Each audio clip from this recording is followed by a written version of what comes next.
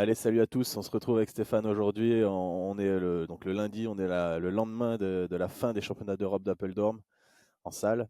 On va parler aujourd'hui un petit peu des dernières médailles françaises, les médailles du dimanche avec Clara Lieberman et Asdin Abs notamment, et aussi des grosses perfs qui ont eu lieu dimanche avec les stars de l'athlétisme, Maochik, Caralis et d'autres et d'autres. Installez-vous bien, vous êtes dans la chambre d'appel. On your marks. Set. Ouais, tu l'as dit, Alex. Alors, on va commencer par la française Clara Lieberman, qui, d'après moi, réalise un véritable hold-up sur la finale du 800 mètres féminine. Elle n'était pas annoncée comme une des favorites. On avait un peu parlé là dans différents podcasts. Et c'est vrai qu'elle a su se démarquer. Elle fait une super course. Elle finit médaille d'argent du 800 mètres filles. Derrière une super polonaise. On va vous décrypter un peu tout ça. Mais c'est vrai que c'est un sacré hold-up. En tout cas, d'après moi, c'est sa première sélection en équipe de France. Donc c'est la première fois qu'elle met le maillot de l'équipe de France. En tout cas, elle avait fait une sélection un peu plus jeune, un match, il me semble, chez les cadettes ou chez les juniors, peut-être même en salle. Donc là, elle est dans la cour des grands et elle devient vice-championne d'Europe pour sa première sélection en équipe de France. Ça, c'est assez rare.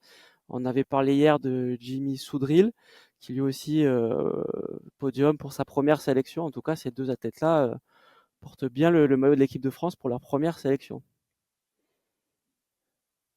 Et ouais, Jimmy Soudril et Clara Elberman, première sélection, ils se sont dépucelés ensemble, si on veut être un petit peu, un petit peu Je suis taquin. d'accord avec toi, ouais. Ah, c'est sûr qu'elle a fait un championnat assez exceptionnel, Clara Lieberman. Elle fait deuxième de sa série derrière la favorite Wero, deuxième de la demi-finale derrière la favorite Wero. En finale, malheureusement pour la favorite, Wero, elle tombe. Donc ça laisse une chance à Clara de encore mieux figurer. Elle finit aussi deuxième de la finale. Donc 2-2-2, podium, médaille d'argent, rien à dire. Ouais, en plus, elle l'avait annoncé alors sur les réseaux, même sur des interviews. Elle adore les courses de championnat. Et en vrai, elle a vraiment pas déçu. C'était pas des courses faciles. Elle a eu beaucoup de chutes, tu l'as dit.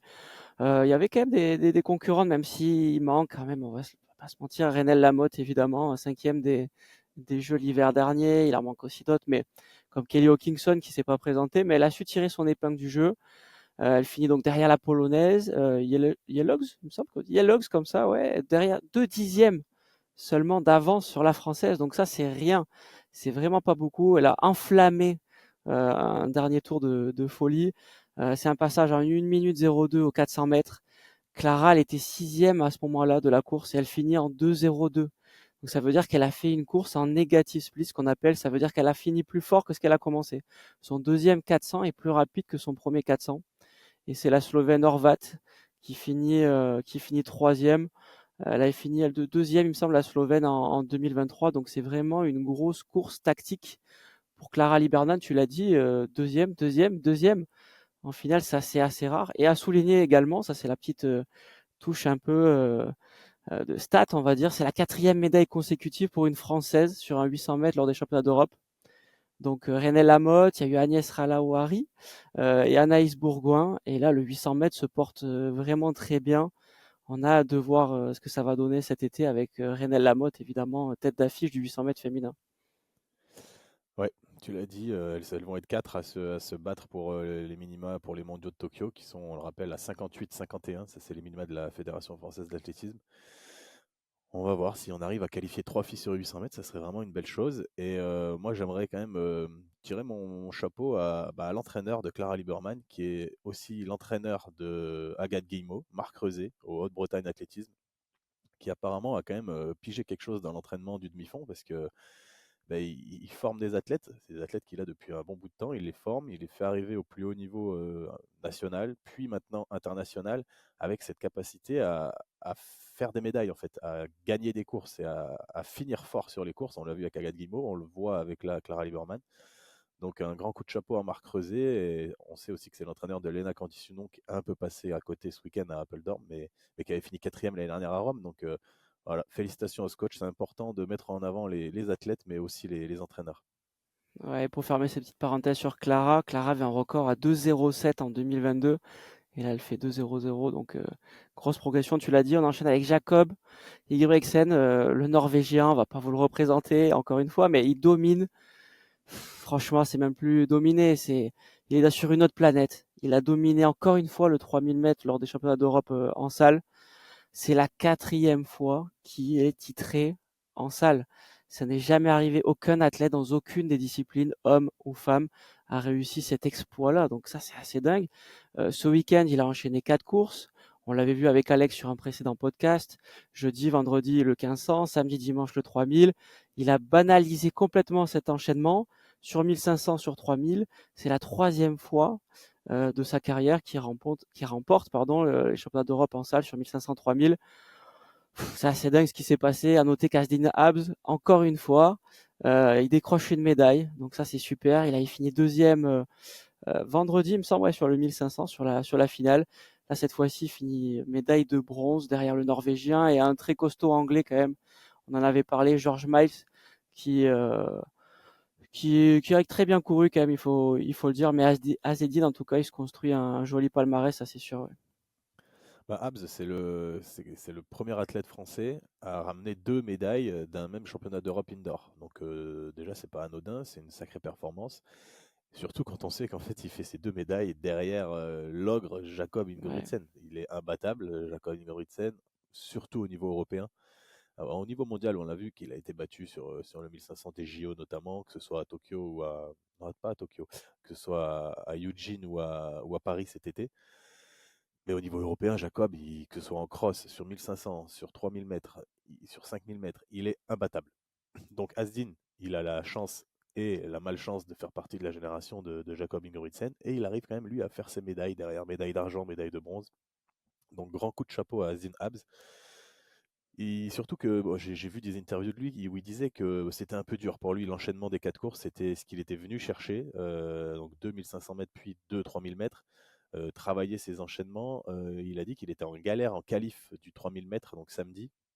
Il finit 4e de la course, les 6 premiers passés en finale, donc il n'y a pas de souci, mais heureusement que c'était pas le jour de la finale parce qu'il était vraiment pas en grande forme. Et même là, en finale, on l'a vu à 400 mètres de la ligne d'arrivée, il est 6e, il est un peu loin de l'emballage, mais devant lui, ça craque un peu et il a les ressources dans la dernière ligne droite pour doubler le Suédois, je crois, Almgren, le Suédois qui est recordman d'Europe du 10 km depuis peu. Euh, et donc, il a trouvé des ressources à Zin Abs pour le déboîter dans la dernière ligne droite et prendre une très belle médaille de bronze. Ouais, effectivement. Alors, il finit très fort, hein, 54-68. Alors, il était peut-être pas en super forme, mais quand même, 54-68 contre 53-87, le dernier 400 mètres pour Jacob. C'est quasiment la même fin de course que sur le 1500 2 jours avant. Donc ça c'est assez fou. Il finit en 26-27 le dernier tour à la cloche sur 200 mètres. Ça, c'est costaud. Mais je m'attendais quand même, franchement, Alex, à une plus grande bataille, même si on le sait au-dessus. L'anglais George Miles, pour moi, il était quand même meilleur. Je pensais le schéma allait être différent. Ça n'a pas été le cas. Je me suis trompé, ça c'est sûr. Mais en tout cas, il va affronter dans 2 semaines normalement Grant Fisher, le recordman du monde du 3000 mètres indoor. Ça va être une des courses les plus folles et les plus attendues, à mon avis, de ces championnats. Donc, à voir ce duel qui s'annonce de toute beauté. Ouais. Ouais, on a hâte d'y être. Il y a d'autres duels qui vont être intéressants, je pense, à Nanjing. C'est notamment sur le 60 mètres féminin. On l'a vu hier, c'est une très grosse perf réalisée par l'Italienne Zeynep Dosso, qui a gagné en 7-0-1. Donc, c'est la meilleure performance mondiale de l'année devant les Américaines. Jessie Sears, notamment, on en avait parlé dans un précédent podcast. Donc là, Dosso 7-0-1. Kambuji finit deuxième avec 7-0-2. Et Van der Weken, la luxembourgeoise, qui finit troisième avec 7-0-6, record national. Franchement, une finale du 60 mètres féminin hyper dense, avec une certaine logique de respecter dans les résultats, puisque Dosso, Kambuji, Van der Weken, c'était les 3 meilleures performeuses européennes de l'année. La quatrième, c'est Eva Svoboda, qui était vice-championne du monde l'année dernière à Glasgow, mais qui l'a fini quatrième, mais avec 7-0-7, elle finit quatrième, alors qu'il y a 2 ans à Istanbul, elle avait fini deuxième en 7-0-9, donc le niveau est beaucoup plus élevé cette année à Apeldoorn. Donc voilà, un gros championnat d'Europe avec des compétitrices européennes de très bonne facture. Et moi, je suis assez curieux et j'ai hâte de les voir dans 15 jours se confronter aux Américaines, on l'a dit, et aux Caribéennes, les Jamaïcaines peut-être. Je sais pas, on ne sait pas encore exactement qui va se présenter, mais il risque d'y avoir de la belle concurrence et peut-être une ou des Européennes sur le podium des championnats du monde en sprint. Ça serait cool. Ouais, tu l'as dit, alors c'est du lourd quand même, ces européennes-là, elles se démarquent vachement sur le 60, sur le 100 mètres aussi, mais un tout petit peu moins, il faut pas se mentir, il y a quand même pas mal d'américaines qui sont pas là. L'année dernière, il y a 2 ans, pardon, Svoboda est fini deuxième en 7-0-0 à Glasgow, au championnat du monde. Donc c'est pour vous dire quand même le Ouais, l'année niveau qui dernière, est. ouais. 2 ans, non? Ouais, l'année dernière. Ouais. Donc Ah, c'est effectivement, l'année des mondes, ouais. ouais, les mondes, ouais. À Glasgow, donc c'est vrai que Svoboda, 7-0-0, là on voit qu'il y a 7-0-1, 7-0-2, 7-0-6. À de voir ce que ça va donner en tout cas. Mais le niveau est quand même un peu plus élevé, je pense, que le 60 mètres garçon, en tout cas en Europe Oui. pour cette année. Ça c'est sûr. On passe à la Ouais. perche? Non, c'est sûr, ouais, la perche, c'était un concours que nous, on attendait, français, Ouais. parce qu'on avait quand même trois prétendants au podium. Et patatras, ça s'est mal passé pour nos Français. Alors, à commencer par Renaud Lavillenie et Baptiste Thierry qui ont franchi 5,60 m mais qui n'ont pas réussi à aller plus haut. Baptiste Thierry, il a dit qu'il était un petit peu blessé. On l'avait évoqué, tu l'avais vu, toi, Stéphane, au All-Star Perche à Clermont-Ferrand l'année dernière. Il s'était tenu le pied après son dernier essai à plus de 6 mètres là. Et ben, apparemment, il n'a pas réussi à bien récupérer. Il était en galère. Donc voilà, il se contente de 5,60 m. C'est une déception pour lui. Mais voilà, il a fait un bel hiver et il a placé des beaux jalons pour la suite de sa carrière. Renaud Lavillenie, 5,60 m aussi. Déception également, et il a pris des risques. Il a fait l'impasse à 70 pour tenter directement 80. Il n'est pas passé. Et j'ai lu une interview de lui où il disait qu'il était un peu en galère de réglage avec une perche un peu trop souple, mais pour sa barre à 5,80 m. Nul doute que s'il va à Nanjing dans 15 jours, il fera mieux. Il aura pris des bons repères en tout cas ce week-end. Et maintenant, on va parler des victorieux. Euh, Caralis et Vloun. Donc Caralis le grec devant Vloun le hollandais. Et 5,90 m tous les deux, avec le même nombre d'erreurs, d'échecs avant leur dernière barre. Donc ils sont premiers ex aequo, un peu comme à l'image de ce qu'avait fait Barshim et Tambéry. Tamberi à Tokyo sur la hauteur. Donc ils sont tous les deux premiers ex aequo. Le troisième, c'est Guttormsen, le Norvégien, qui a lui aussi sauté 5,90. Le Norvégien qui était champion d'Europe en titre à Istanbul il y a 2 ans. Et le quatrième et le cocu de l'histoire, c'est Thibaut Collet avec 5,85 m qui aura tenté le tout pour le tout en faisant l'impasse après à 5,90 m pour tenter 5,95 m et pour tenter d'être pour gagner la compétition. Mais malheureusement, il lui aura manqué un petit peu de profondeur sur ses sauts. Euh, on est un peu déçu pour Thibaut qui fait que quatrième. On l'imaginait un peu plus haut. Mais faut quand même dire que le Hollandais Vloun a sorti le grand jeu chez lui à domicile. Je pense qu'il a été porté par son public. Et ben, tant mieux pour lui. Et ce n'est que partie remise pour Thibaut.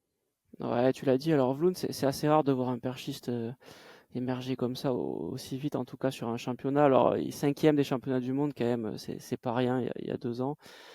Mais jamais titré, enfin jamais de podium même, que ce soit aux Europes, au monde. Et là, c'est vrai que chez lui, tu l'as dit, 5,90 m, c'est costaud. Déception évidemment pour nos Français, on l'avait dit en podcast, c'était des grandes chances de médaille. C'était pas là, voilà, on a eu d'autres surprises, mais dommage. Franchement, dommage. Et cette place, quand même, cette première place ex aequo, elle peut faire quand même débat.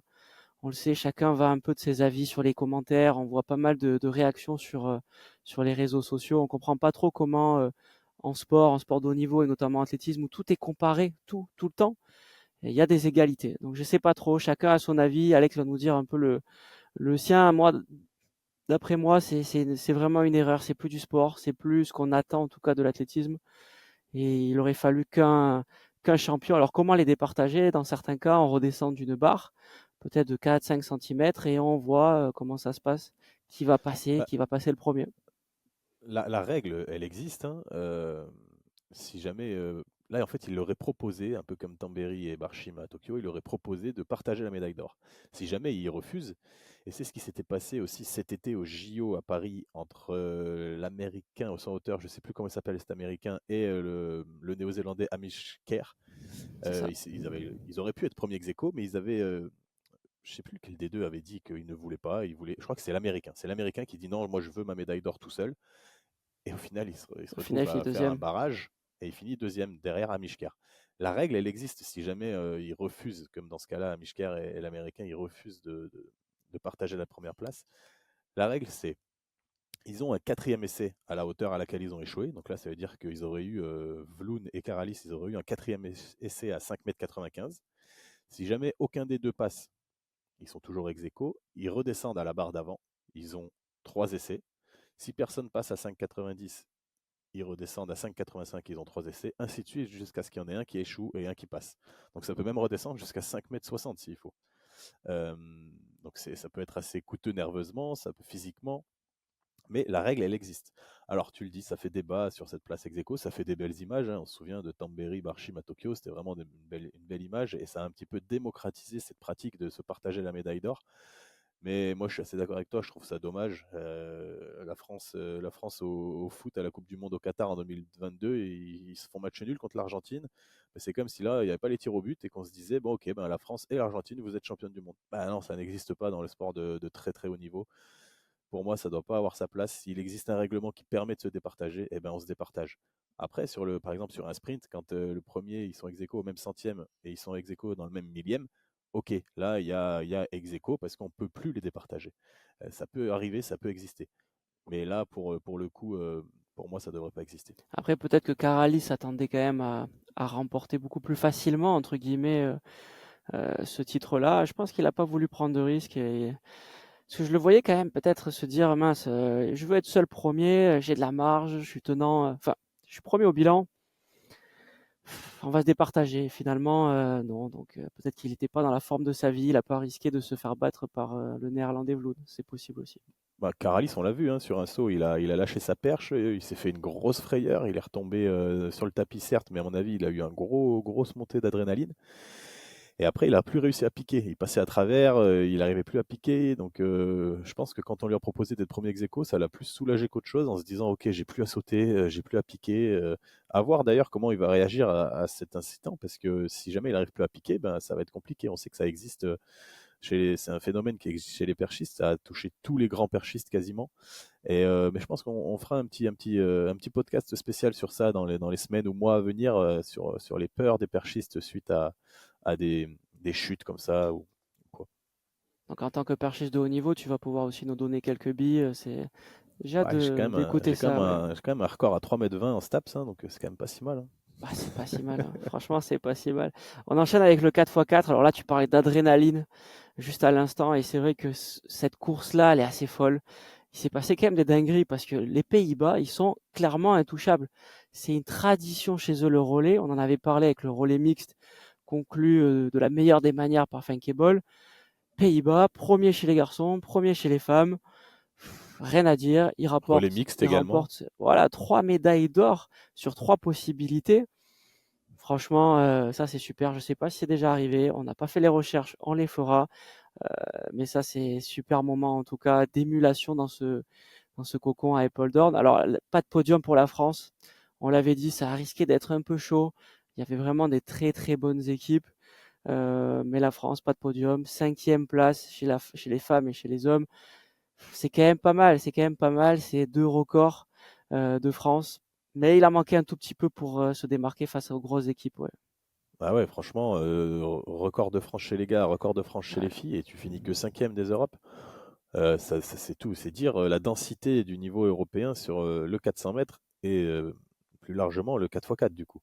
En plus, on avait des équipes quand même relativement compétitives, notamment chez les femmes, hein. Elles ont mis presque 3 secondes au record de France qui existait jusqu'à maintenant. Donc, c'est vraiment beaucoup, 3 secondes. On en parlait un petit peu dans le podcast d'hier sur la densité du 400 mètres qui s'était élevée. On sait que les méthodes d'entraînement ont pu évoluer. Les athlètes sont mieux entraînés, s'entraînent mieux et sont meilleurs maintenant, c'est un fait. Il y a aussi, on en a parlé également, l'apport des points de carbone. Et ça permet d'avoir des courses et des records sur ces disciplines qui tombent assez régulièrement. Chez les filles, Brossier, elle a fait 49,80 lancés. C'est vraiment très très très très fort. C'est le 5e meilleur split enregistré de l'histoire de les recherches. C'est une anecdote que j'ai trouvée sur le Instagram de Pierre-Jean Vazel, qui est un historien de renommée. qui connaît tout sur les stats de l'athlétisme mondial. Et donc 49,80 pour Amandine Brossier, derrière 49,20 pour l'américaine Wilson, 49,53 pour une autre américaine Mou, et le record de Femke Bol lancé sur un relais, c'est 49,58. Donc elle est vraiment pas loin du tout de Femke Bol sur ça. Et hier, elle a couru plus vite que Femke Bol dans la course d'hier en tout cas. Ouais, non, ça c'est sûr. Alors son record départ arrêté à l'extérieur, c'est 50-43. Là, elle est capable de faire 49-80 en salle. Alors oui, c'est lancé. Je pense qu'on va la voir à moins de 50 cet été si tout se passe bien. Juste pour revenir sur le chrono des Françaises, elles ont fait 3 minutes 25-80, cinquième place, on l'a dit. L'année dernière, au championnat du monde, elles auraient fini troisième avec cette perf-là. Ça veut dire que le niveau lors de cette édition des championnats d'Europe à Apeldoorn, c'est dingue, c'est dingue. Elles auraient fini troisième au championnat du monde. Donc ça, c'est fou. Les gars, quand même, on peut le souligner aussi, cinquième, ils ont fait quand même une super course. Ils battent le record aussi de France. On l'a dit dans le podcast d'hier, il n'y avait pas Jimmy Soudry, le meilleur français à l'heure actuelle, qui a fait 45-59. On pourrait toujours se dire, avec ce gars-là, qu'est-ce qui se serait passé? Voilà, ça aussi, c'est Bah, le avec, petit peut-être regret, hein. ouais, avec ce gars-là, on peut imaginer. Bah là, on l'a vu dans le relais, il y a un jeune espoir qui a couru, Félix Levasseur. Et il a pris de l'expérience, on va pas l'incriminer ici, c'est pas notre rôle, c'est pas notre but. Mais il a fait 47-40 lancés, ce qui est une perf pas ouf, on va pas se mentir. Tu mettais Jimmy Soudril à sa place, c'est sûr qu'il allait faire un petit 45-50, un petit 45 lancé, ça faisait 2 secondes de moins. Avec 2 secondes de moins, la France, elle était championne d'Europe parce qu'ils sont à moins d'une seconde de la première place. Donc Ouais, non, voilà, on s'est complètement. privé, en se privant de Jimmy Soudril, on s'est privé certainement d'un podium, voire d'un titre, mais on a gardé une certaine éthique. Et bon, la fédération et les relayeurs français ont leur raison, on les respecte. Et à noter aussi que Théo Andan a fait le meilleur split de tous les participants sur le 400 mètres lancé en 44-86, ce qui est une très très très grosse perf aussi. Donc comme lui, comme Amandine Brossier, ce sont les deux derniers relayeurs de leur équipe. Et c'est eux qui ont réalisé les meilleurs splits. Donc c'est de très bon augure. Par contre, il y a quelque chose qu'il faut noter, c'est, tu l'as dit, Brossier, elle fait 49,80 lancés et arrêtée, elle fait 52,00 cette année. Pour moi, il y a un bug. Elle se transcende en relais, ou alors excusez-moi le terme, elle se chie dessus en individuel. Je sais pas, mais son niveau en individuel n'est pas à la hauteur de son niveau en relais. Et c'est un peu la même chose pour Théo Andan qui fait 44,86 lancés et qui ne fait que 46,20 ou 46,30 arrêtés. Il y a vraiment un gros gap entre ces perfs-là et en fait, c'est des spécialistes du relais. C'est pas des spécialistes du 400 mètres individuel, ce sont des spécialistes du relais. Et c'est une bonne chose pour le collectif 4x4 français masculin et féminin, c'est très bien. Et dans l'optique du relais mixte, c'est encore plus intéressant parce que les deux vont être amenés à courir ensemble.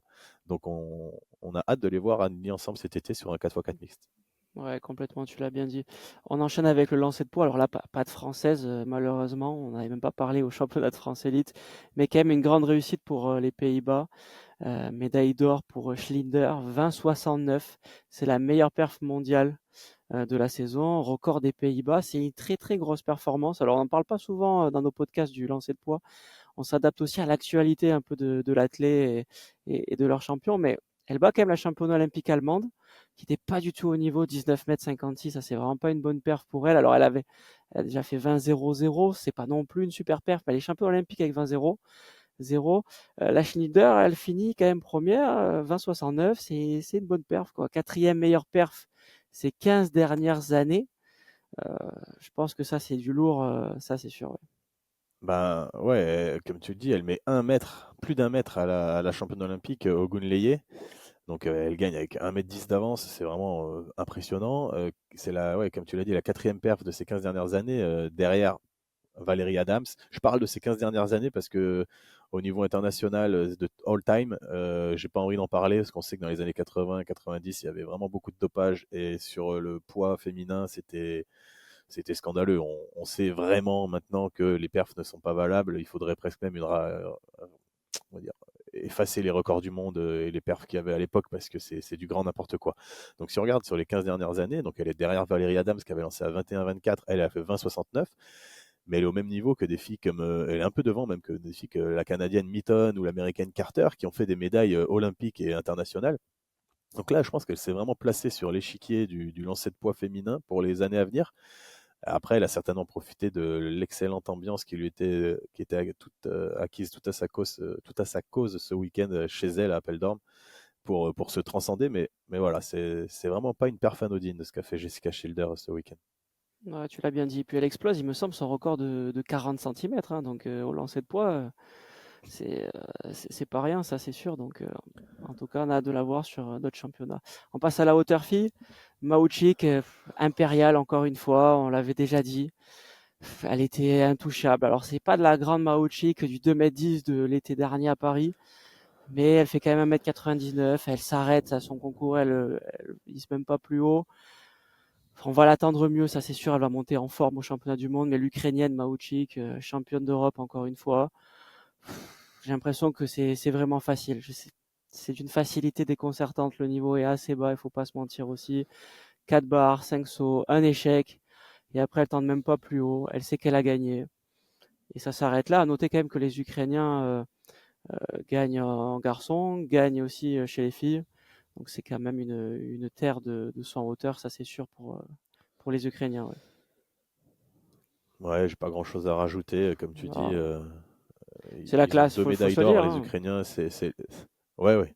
Ils ont C'est deux la médailles classe. d'or, les Ukrainiens, sur tout le championnat. C'est leurs deux seules médailles et c'est à la hauteur. Donc voilà, c'est des spécialités. C'est les meilleurs à ce petit jeu-là. Ça c'est sûr. Mais en tout cas, Maochik toujours présente.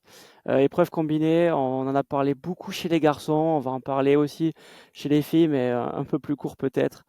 11e perf de tous les temps pour une fille qui n'est que espoir, ça c'est assez rare et Alex va vous décrypter un peu tout ça. Un peu comme Scott Haim, on attendait des perfs mais peut-être pas autant. Non Alex, 4922 c'est costaud.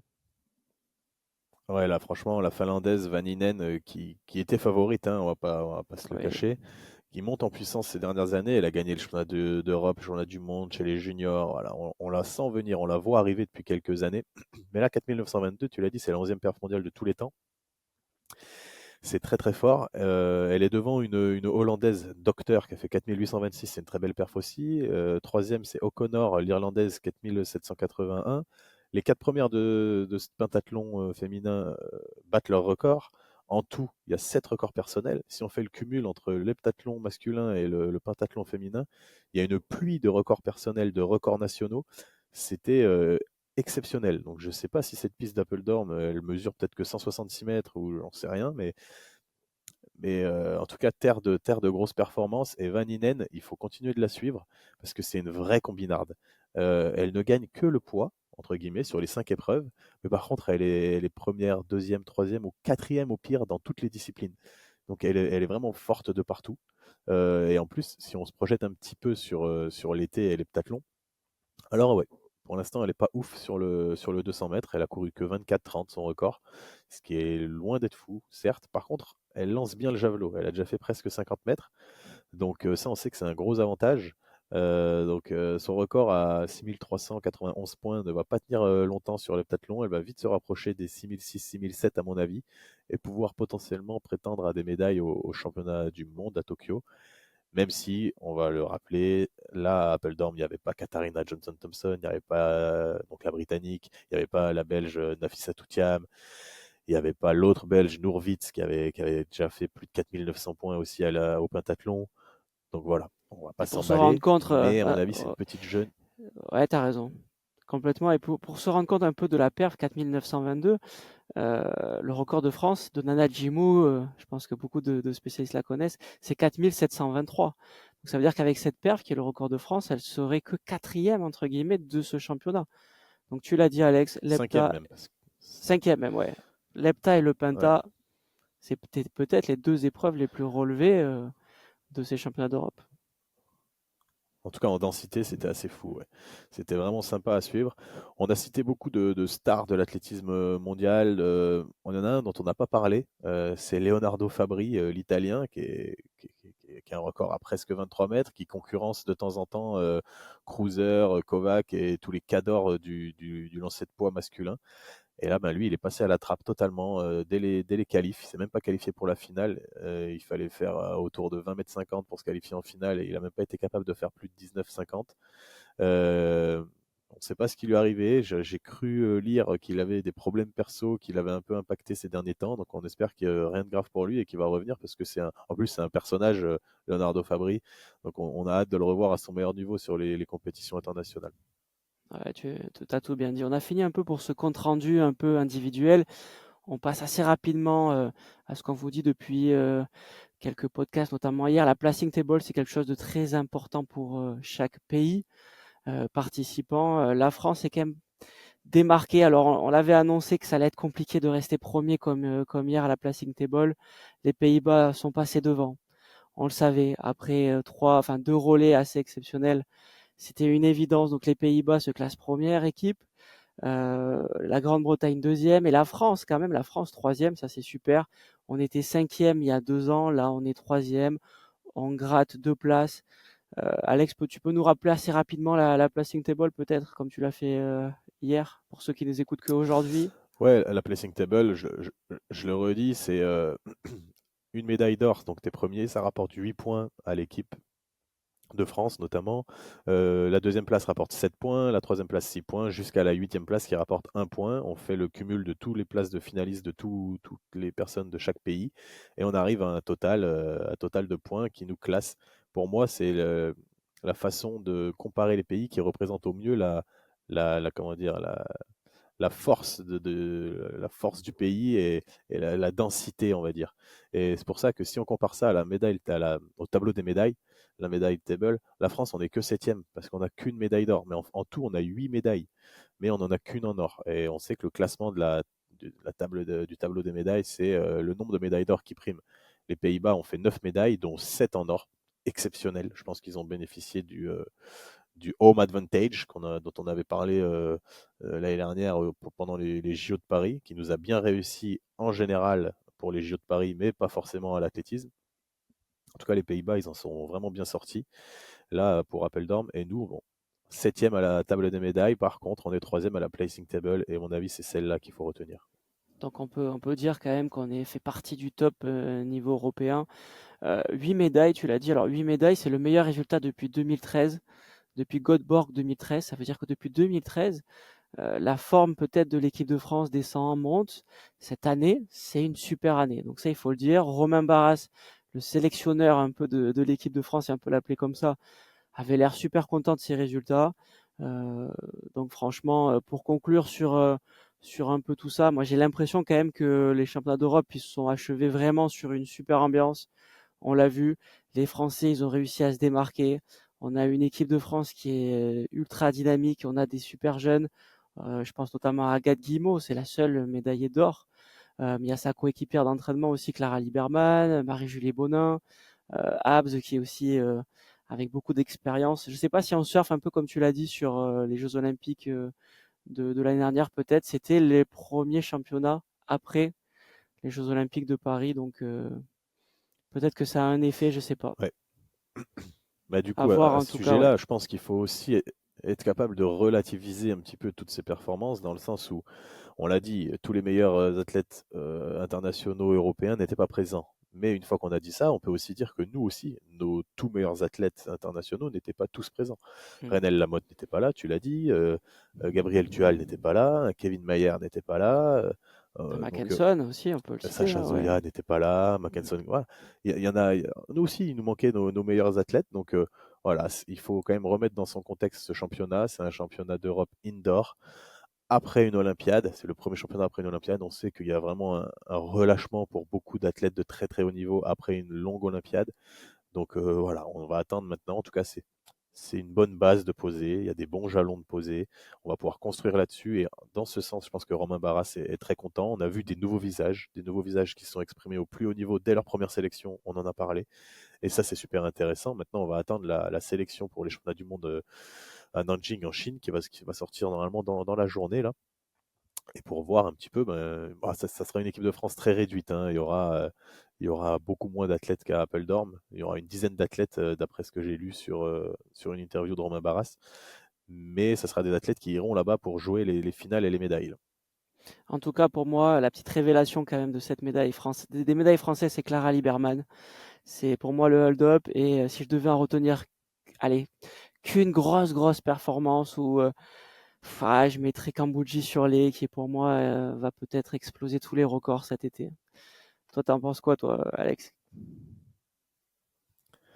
Bah, Cambodge, on en a parlé, c'est une dinguerie. Scott Hames, c'est fort. Mais moi, en fait, quand je repense à ces championnats d'Europe, ce qui m'a le plus marqué, c'est la faculté des Hollandais à se transcender à domicile. Et on le sait, ça marche pour toutes les nations, hein. C'est pas les seuls qui bénéficient de ce home advantage. Donc moi, j'ai envie de retenir ça. Et le meilleur exemple de ce home advantage, c'est le vainqueur du 800 mètres masculin. On n'en a pas parlé là, mais là, ça me revient à l'instant. Le Hollandais Chappell, qui bat le record national en 1,44,88 en finale des championnats d'Europe chez lui à domicile. Il a eu un lièvre de luxe, le favori Elliot Crestan, qui finalement va faire que deuxième juste derrière lui. Mais voilà, je pense qu'il s'est transcendé. Le Hollandais Chappell là, chez lui à domicile, et moi c'est un peu l'image que j'ai envie de retenir, c'est cette faculté à bénéficier du home advantage et de se transcender le jour J à domicile.